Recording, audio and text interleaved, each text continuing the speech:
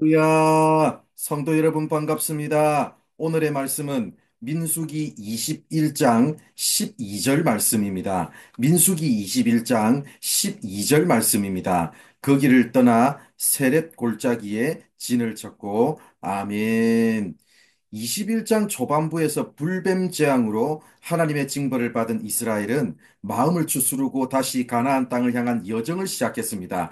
그런데 21장 후반부를 보면 호르산을 출발해 가나안 땅이 내려다 보이는 비스가 산에 이르는 기나긴 여정을 요약해서 보여주는데, 앞서 나왔던 난관이나 적들의 방해, 백성들의 불평 불만도 없이 순조롭게 진행되고 있음을 알 수 있습니다. 이는 하나님의 때가 무르익었음을 보여주는 것입니다. 오늘 저는 그 여정 중에 한 구절인 12절, 세렛 골짜기에 진을 쳤다는 구절에 주목하고 싶습니다. 세렛 골짜기는 모압의 남쪽 국경선으로 에돔과의 경계선입니다. 따라서 세렛 골짜기에 진을 쳤다는 것은 그들이 이미 에돔을 뜻합니다. 에돔이 어떤 땅입니까? 에돔이 이스라엘의 통행을 거부하는 바람에 이스라엘은 에돔 변방과 가데스 바니아 인근을 떠돌며 다닐 수밖에 없었습니다. 바로 그 땅을 이제야 비로소 통과하게 되었습니다. 민수기에서는 그들이 에돔을 통과한 사실과 통과 방법이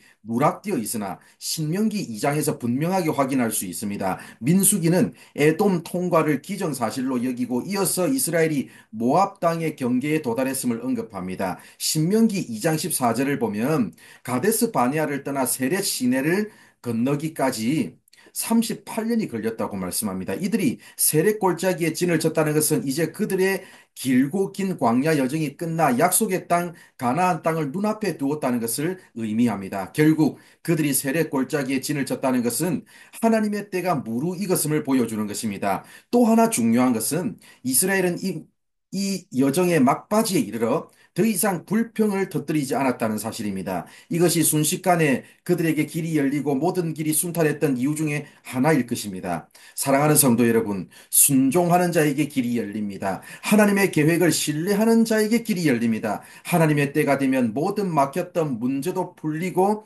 열리는 날이 옵니다. 지금 나에게 간절하게 풀리기를 바라는 문제와 열리기를 기대하는 닫힌 문이 있습니까?